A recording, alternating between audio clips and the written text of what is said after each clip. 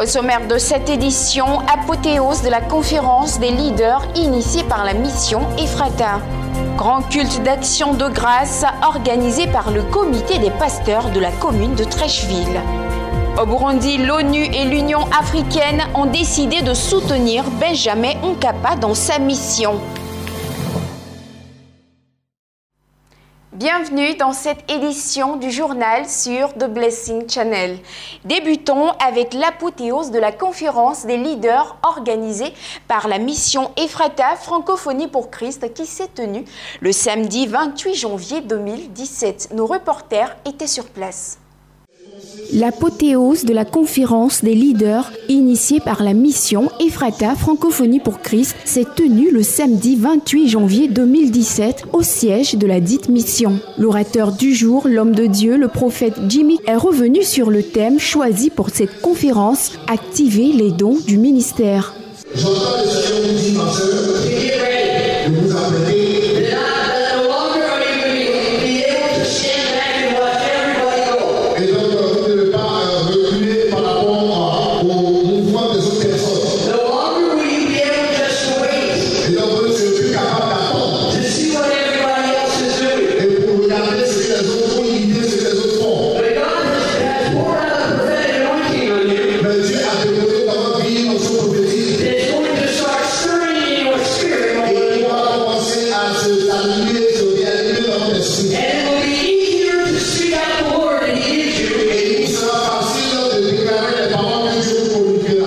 À sa suite, c'est le docteur Bill Hamon, venu spécialement des États-Unis, qui a pris la parole afin d'enseigner le peuple de Dieu sur l'importance du parler en langue.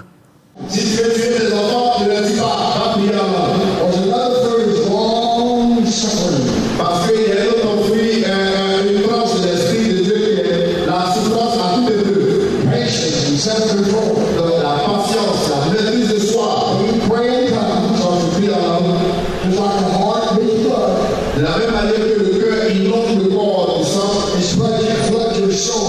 de la même manière tu inondes ton esprit du feu de l'esprit. Cette dernière journée a été particulièrement marquée par un moment de prière intense pendant lequel l'Esprit de Dieu s'est puissamment manifesté.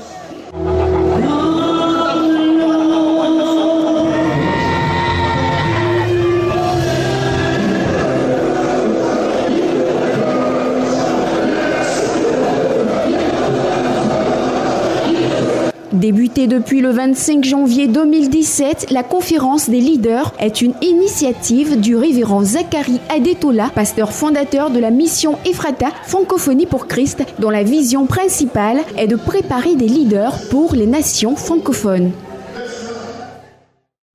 Le comité des pasteurs de la commune de Treichville, présidé par le pasteur Kwadwi Emmanuel, a initié un culte d'action de grâce pour dire merci à l'Éternel pour l'année 2016. Ce programme annuel dénommé Merci Seigneur en était à sa 3e édition. Louanges et adorations ont marqué la journée du samedi 28 janvier 2017 à l'église évangélique de Réveil International d'Abidjan, Treichville. Et pour cause, à l'initiative du comité des pasteurs de Treichville, le peuple a célébré un culte d'action de grâce pour remercier Dieu pour l'année 2016.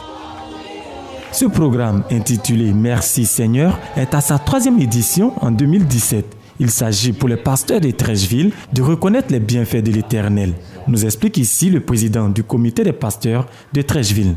Pour nous, dans cette commune, c'était un moment très important parce que nous espérons à vivre un moment glorieux que la Bible nous promet au ciel. Et c'est pour cela que le Seigneur nous a fait grâce à cette commune. Chaque dernier samedi, le premier mois de l'année, le Seigneur nous fait sa grâce pour se réunir ensemble.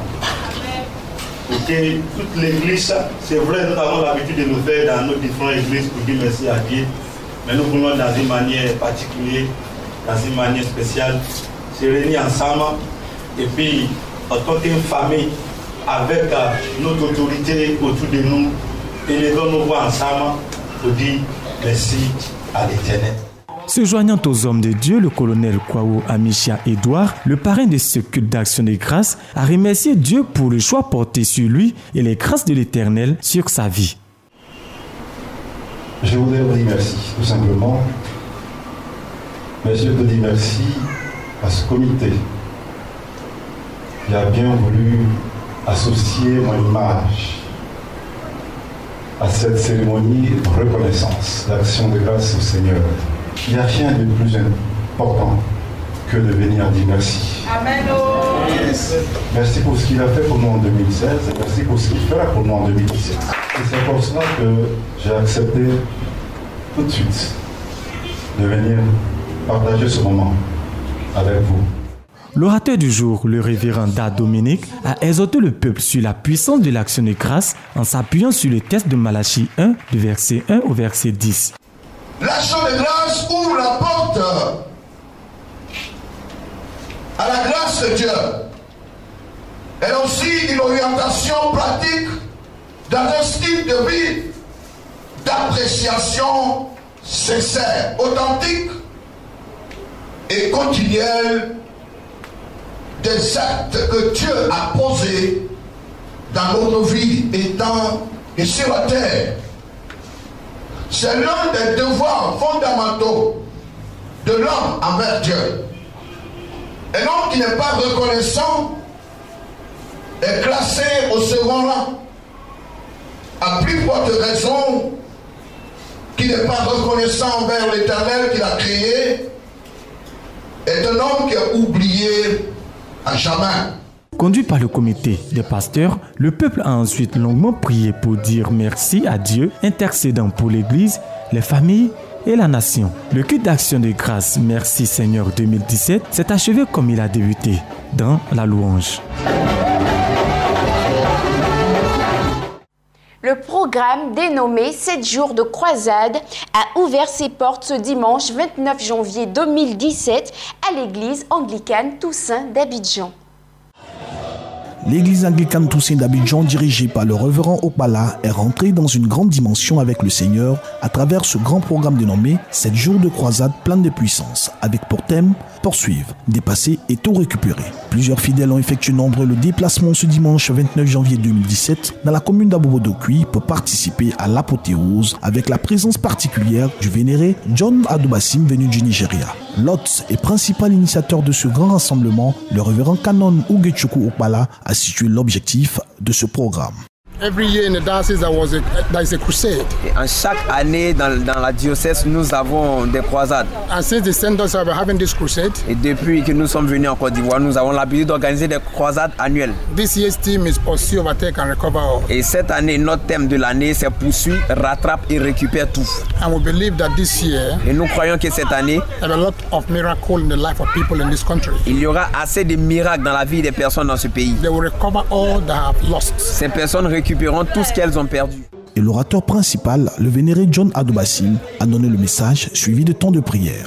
Ceux qui épousent vos amis, suppliez pour nous. Ils doivent être là pour soutenir. Et vous voyez comment vous allez. Vous voyez comment vous allez. Dans les débuts de la vie. Et la personne qui devait vous comprendre ne vous comprenne pas. Au lieu d'avoir la compréhension, il veut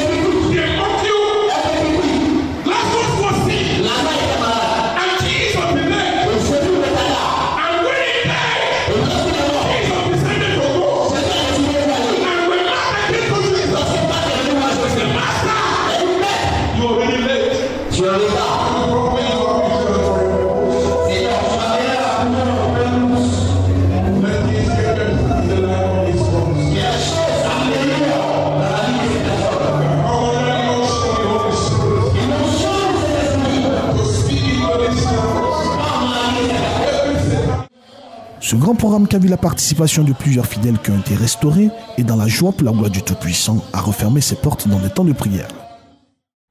À présent, l'actualité africaine dans cette édition et nous débutons par le mini-sommet de l'Union africaine consacré à la crise libyenne qui s'est tenu à Brazzaville. Il s'agissait pour les participants d'accélérer le retour à la stabilité en Libye. Sommet du comité de haut niveau de l'Union africaine sur la Libye.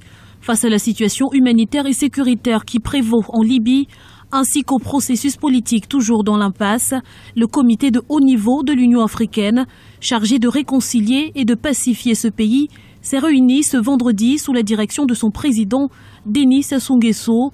Objectif de ce nouveau sommet, œuvrer à la réconciliation entre l'Est et l'Ouest de la Libye et afficher l'unité de l'Afrique sur ce dossier. Cette fois, c'est l'Afrique qui a décidé de prendre ses responsabilités. C'est elle qui devra prendre le leadership de cette action, dont le premier atout est le peuple libyen qui a la volonté de sauver son pays. La crise libyenne mérite une attention particulière.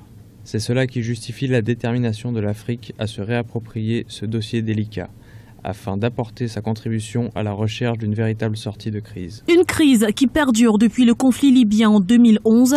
L'Union africaine tente de jouer un rôle dans le pays.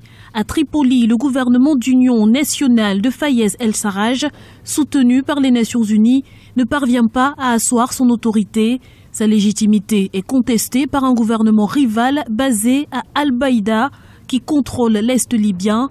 Face à la complexité de la situation, seule l'intervention militaire pourrait permettre de sortir de cette impasse, selon certains spécialistes. On n'a pas aujourd'hui de brigade mixte aux frontières algéro-libyennes ou libo-égyptiennes. Et c'est un véritable problème, ou avec le Niger et d'autres pays. Donc il y a des choses à voir dans ce domaine-là et ça n'a pas été mis en place. Donc la solution, pour être plus concis et bref, la solution elle est politique évidemment, mais elle est à mon sens, militaire, parce qu'on ne peut pas rester comme ça, les bras croisés et laisser pulluler les mouvements terroristes. L'Afrique est donc à la recherche d'une solution régionale afin de régler la crise politique en Libye. Le président tchadien Idriss Déby Itno, qui préside l'Union africaine, s'est dit favorable à une solution pacifique. À l'issue de cette réunion de Brazzaville, les décisions prises seront présentées à Addis Abeba lors du sommet de l'Union africaine qui se tiendra les 30 et 31 janvier 2017. L'ONU et l'Union africaine ont décidé de soutenir l'ex-président tanzanien Benjamin Mkapa dans sa mission de facilitation de la crise burundaise. Benjamin Mkapa a été désigné facilitateur dans la crise burundaise par la communauté de l'Afrique de l'Est. Reportage.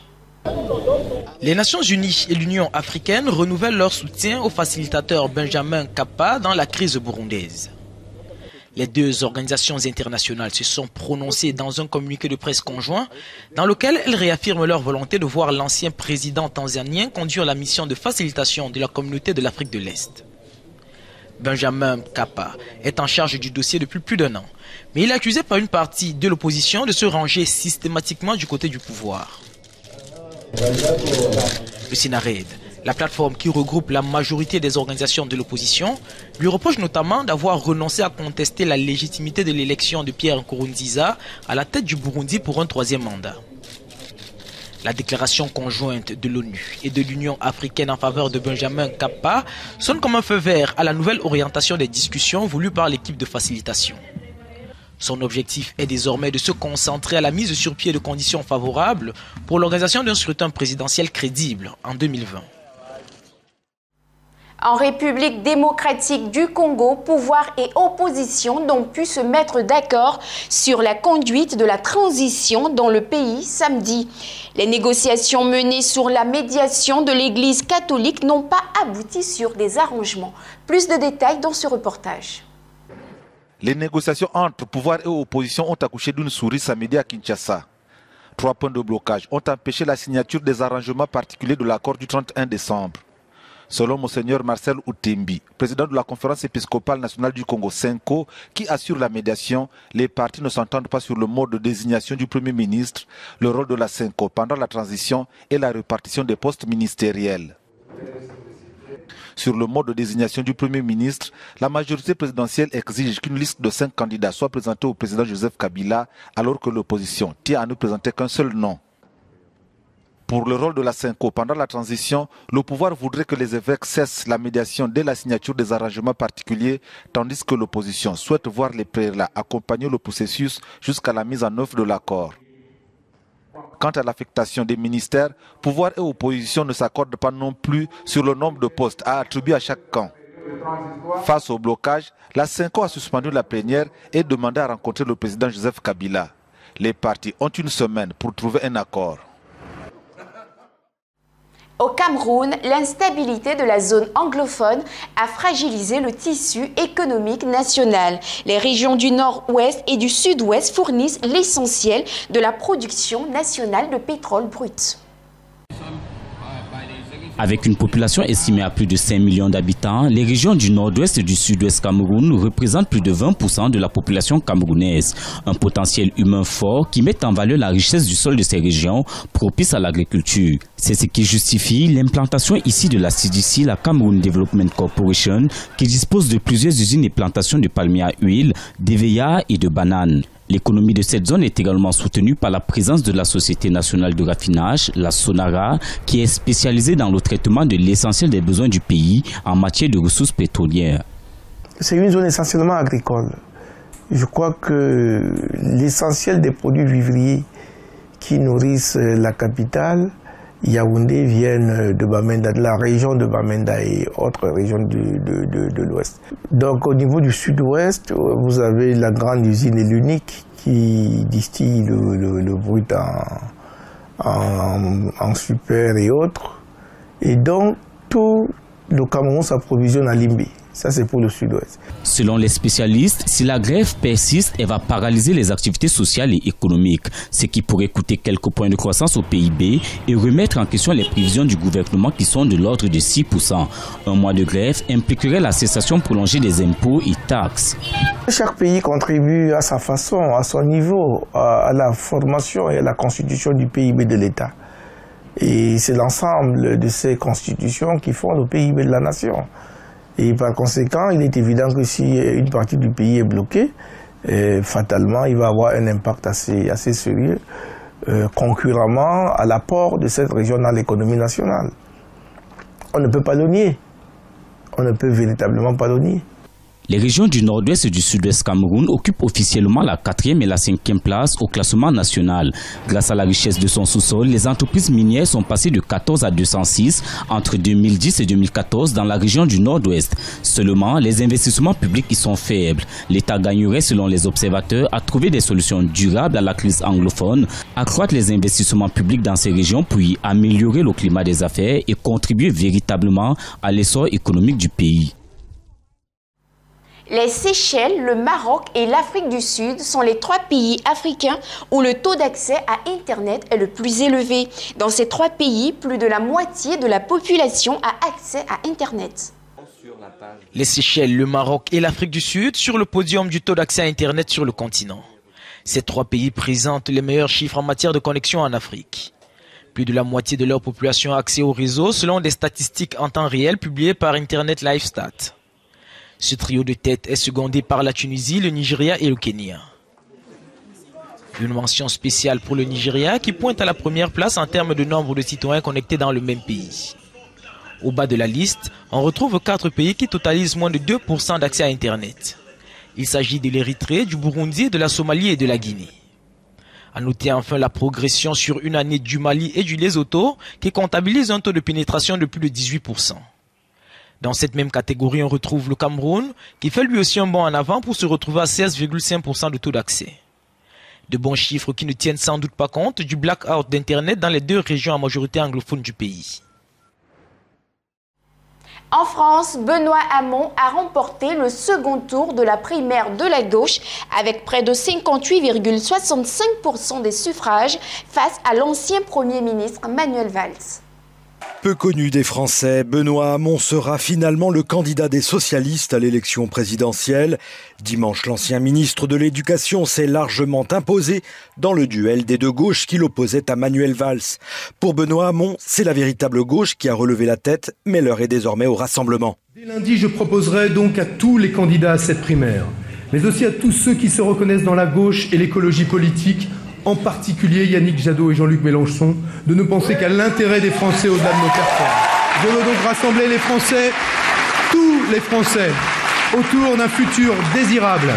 Nous allons bâtir une nouvelle France fière d'elle-même.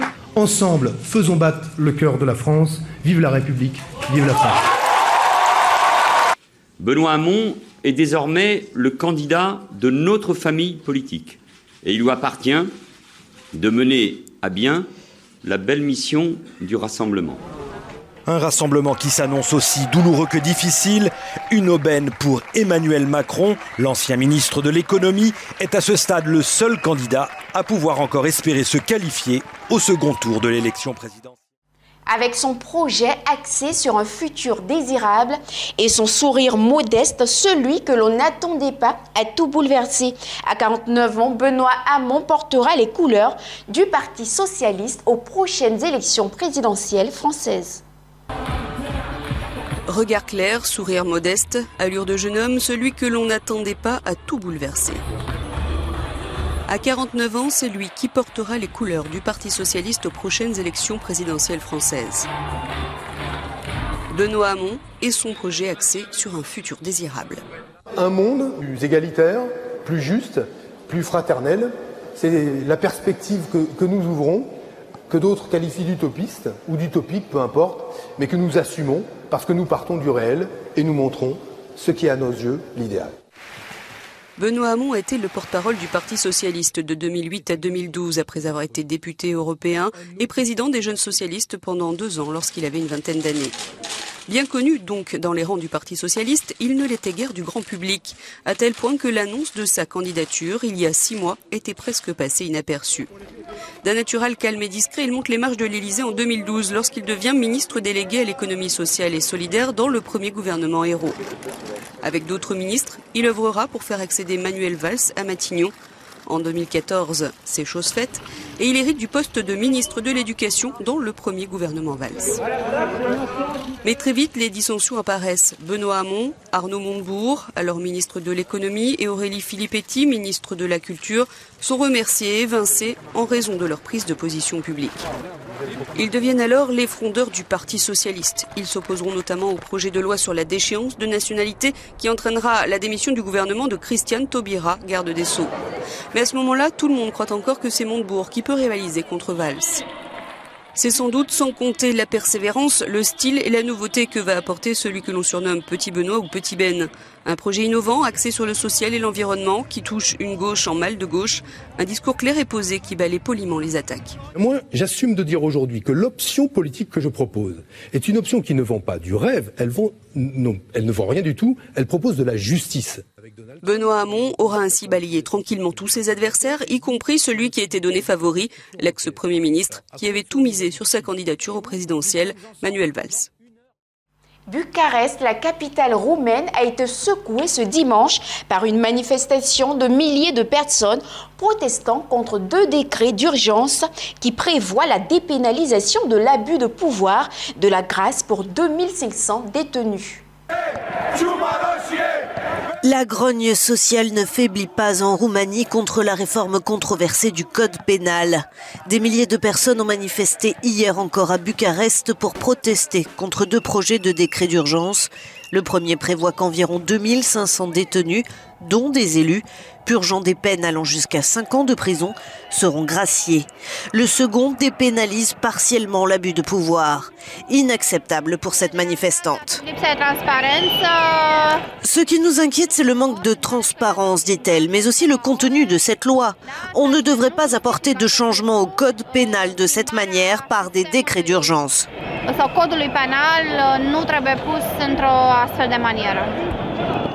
Les magistrats et le président roumain s'opposent également au projet qui pourrait notamment servir les intérêts du Parti social-démocrate au pouvoir.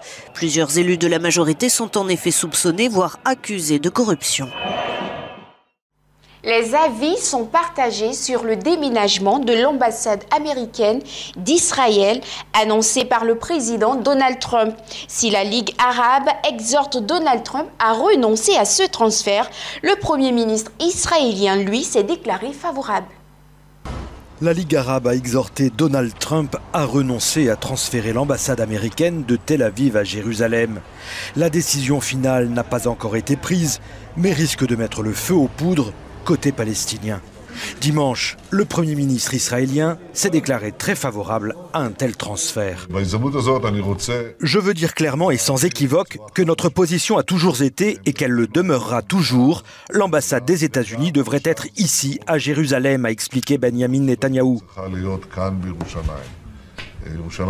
Jérusalem est la capitale d'Israël, dit-il, et il est juste et approprié que toutes les ambassades étrangères déménagent ici. Dans un tweet, Benjamin Netanyahou s'est aussi immiscé dans la politique américaine.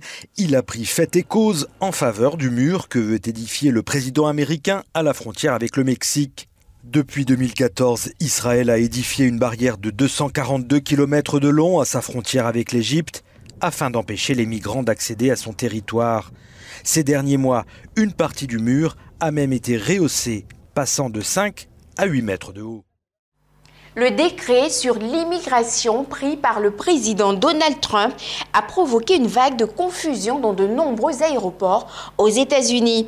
Des ressortissants de pays visés par ce décret ont été interpellés à leur arrivée, mais un juge fédéral s'est opposé à leur expulsion.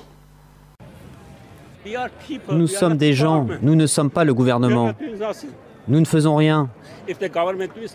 Si ce gouvernement fait quelque chose de mal, nous ne sommes pas responsables. Je suis américain, pas iranien. Je ne sais pas ce que je dois faire. Nous avons fui l'Iran pour ce pays et maintenant ils font cela. Maintenant on a la même situation ici. Je suis un citoyen américain depuis 15 ou 20 ans et mon frère n'a rien fait de mal. Nulle part dans le monde. Et je n'ai rien fait de mal. Je suis dans le bâtiment et je travaille dur ici. Je construis des maisons pour les gens, pour le peuple américain. Et je suis américain aussi. On dirait que personne ne savait ce qui était en train de se passer et beaucoup de gens étaient très frustrés. C'était vraiment tendu dans cette pièce. Nous avons décidé de venir ici pour protester contre l'ordre exécutif signé par Donald Trump hier, interdisant l'entrée sur le territoire américain sur des critères de nationalité et de religion. C'est contraire à ce qu'est la nation américaine, c'est inconstitutionnel et c'est contraire à la loi sur l'immigration de 1965. Au Chili, des feux de forêt sévissant depuis près d'une semaine ont entraîné la destruction de 290 000 hectares de forêt. Selon un bilan encore provisoire, 10 personnes auraient péri dans ces incendies. Ces hommes ont localisé un nouveau foyer, mais l'épais nuage de fumée ralentit leur progression. Le feu s'est rapidement propagé dans cette forêt aux abords de Concepción.